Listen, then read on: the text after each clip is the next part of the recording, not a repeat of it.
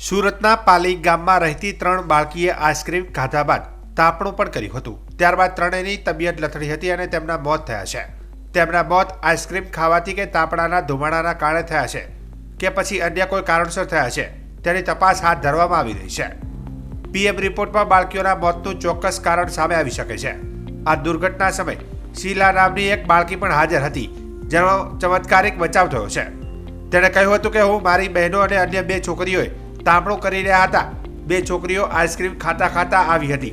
અમને ઠંડી લાગી રહી હોવાથી તાપણું કરી રહ્યા હતા ત્યારે વધારે અચાનક ચક્કર આવવા લાગ્યા હતા અને બાદમાં ઉલટીઓ થવા લાગતા અમે દોડીને ઘરે ચાલ્યા ગયા હતા। પરિવારજનોના કહેવા પ્રમાણે ઘરની નજીકમાં આવેલી દુકાન પરથી 5 જેટલી બાળકીઓ આઈસ્ક્રીમ ખાધો હતો। રાત્રિના 5 જેટલી બાળકીઓ તાપણું કરી રહી હતી।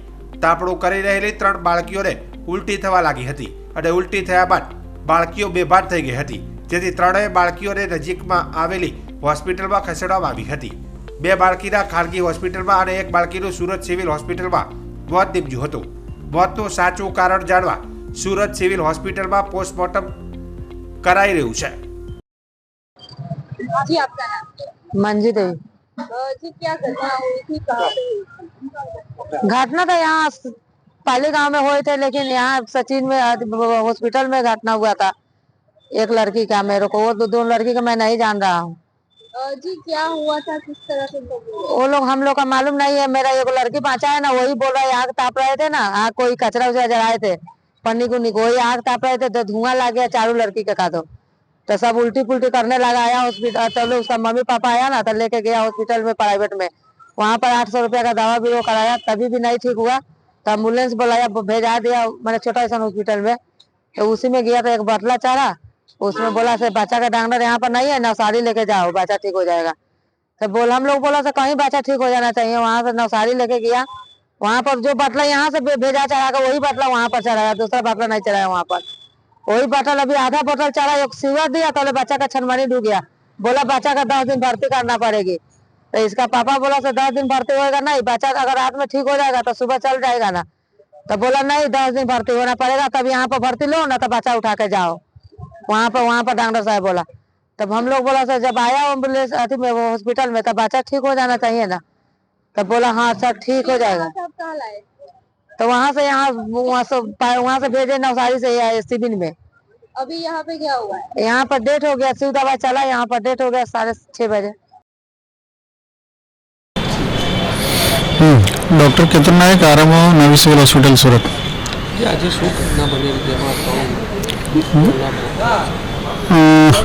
गई काले सांजे कंईक એમના જે સગાવાલાની જે આજની જે હિસ્ટ્રી હતી તે મુજબ ગઈકાલે સાંજે કંઈ તાપડું પાસે કંઈ છોકરીઓ બેઠેલી હતી, રમતા હતા અને પછી એમાં કંઈક વધારે પડતો કંઈક ધુમાડો થયો અને તે શ્વાસમાં જતાં એને ગભરામણ અને બેભાન અવસ્થા ઉલટી થવા માંડીને એ રીતની હિસ્ટ્રી આપી છે।